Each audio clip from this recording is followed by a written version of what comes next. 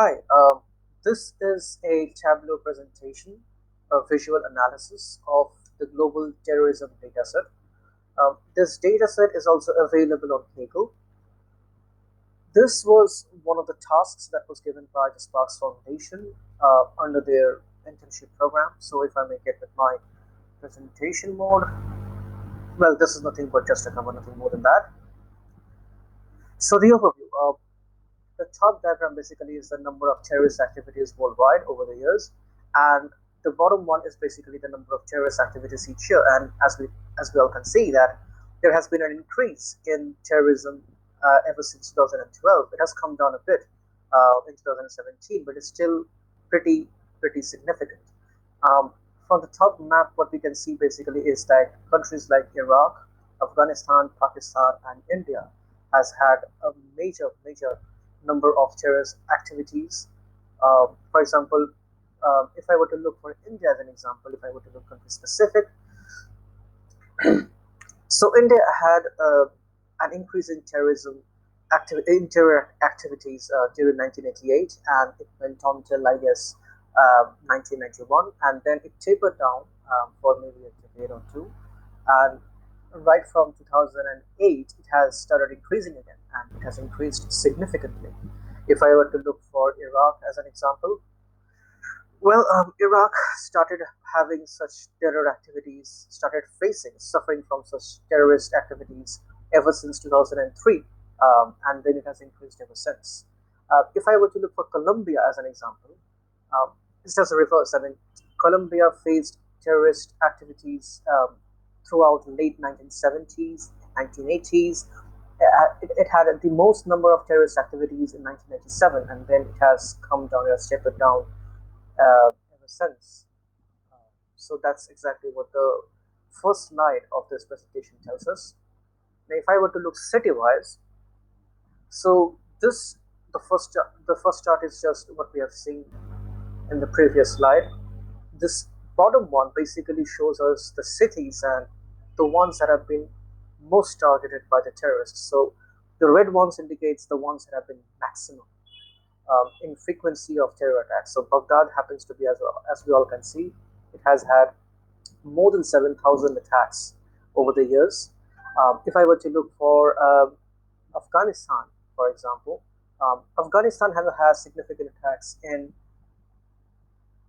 I'm sorry, I have to zoom in down a little bit. So it's Kabul, definitely it's Kabul, and it is followed by Kandahar.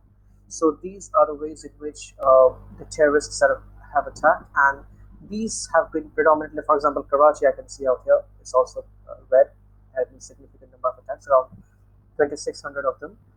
So these have been the cities that have been affected and targeted the most. So moving on to the next one, if I were to look region-wise, basically, so Middle East has had majority of the terror activities that has been going on over the years, followed by South Asia and South America and Sub-Saharan countries. The bottom chart just indicates the ways or the methods that have been used by the terrorist groups. So what we can see basically from here is that generally worldwide, bombing and explosion has been something that has been predominantly, well, the attacking methods by the terrorists.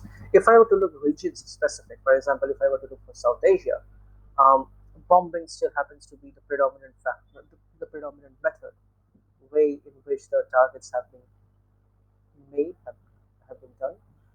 If I were to look for sub-Saharan countries, well, bombing still is present, but out here, armed assault is more in number. So armed assault, hostage, and this is some unknown factor that was unable to be recorded. But armed factor, firearms and bombing has been something that has dominated in sub-Saharan regions.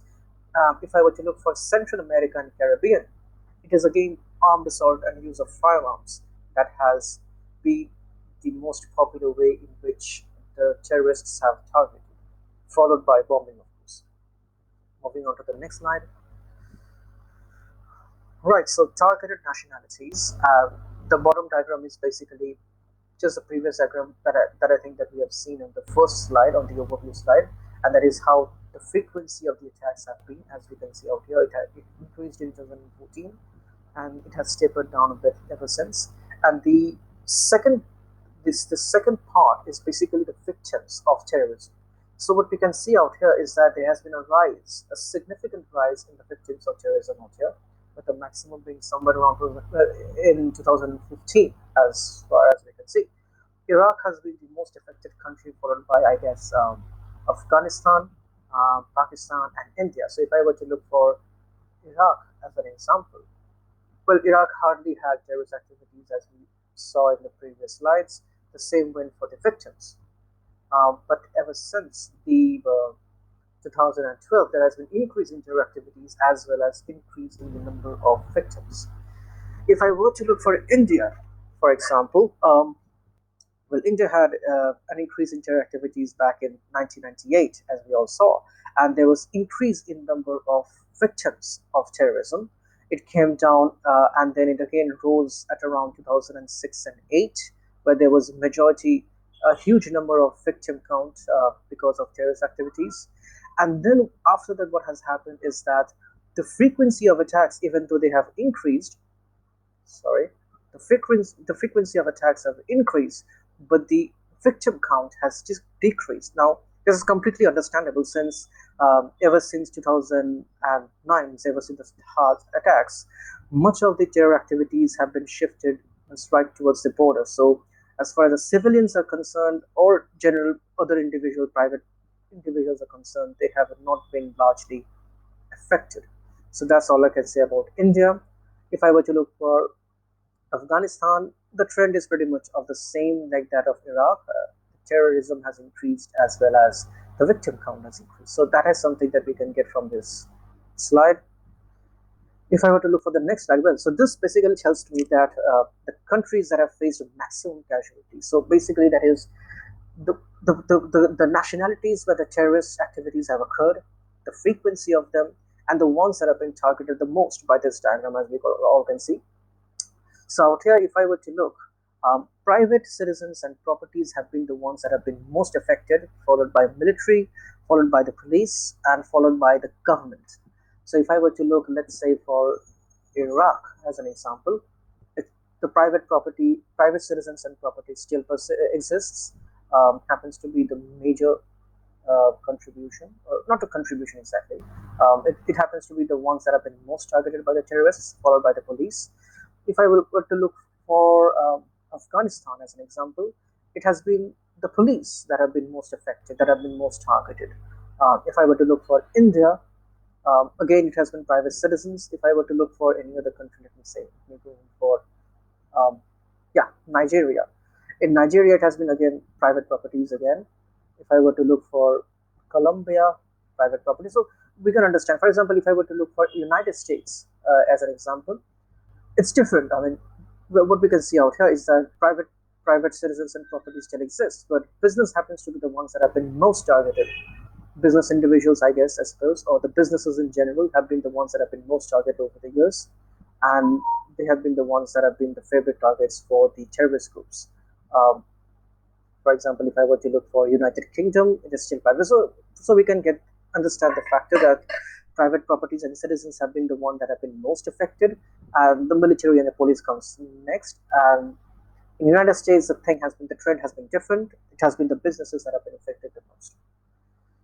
Moving on to the next slide, gang groups. So gang groups basically is the number of gangs that are present out here, and the success rate out here, and the property damage, property extent that we can see. So it is minor, anywhere between minor, major, and catastrophic, which is described by orange. And out here, the success rate is basically where 0 is basically it was not successful, and 1 basically means it was successful.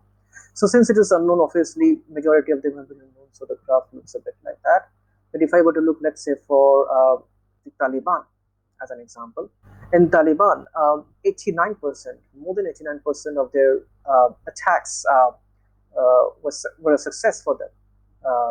They achieved success, 89% of them, and around majority of their attacks resulted in minor property damages, if not more. And minor basically is likely somewhere less than $1 million. So that is precisely what has happened. If I were to look for Al Qaeda, a very popular terror group, Al Qaeda also has had 86%, more than 86% actually, of a success rate, with minor being significant and followed by major property damages that we can see. If I were to look for, let's say, the IRA, the Irish Republican Army, they have had 85%, more than 85% of success rate, followed by minor damages of somewhere around 242, and some other factors that was enabled that couldn't be recorded actually. Moving on to the next slide. So this is the same graph that we have seen earlier, and this is followed by the weapon details that each of them have used and following the attacks that they have made.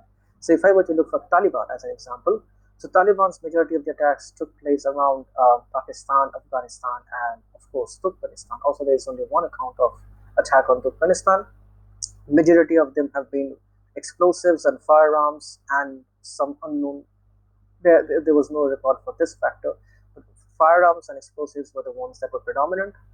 For Al Qaeda, well, we can see the extent to which they have targeted the countries that they have targeted, and predominantly they have used explosives as a means to attack their targets.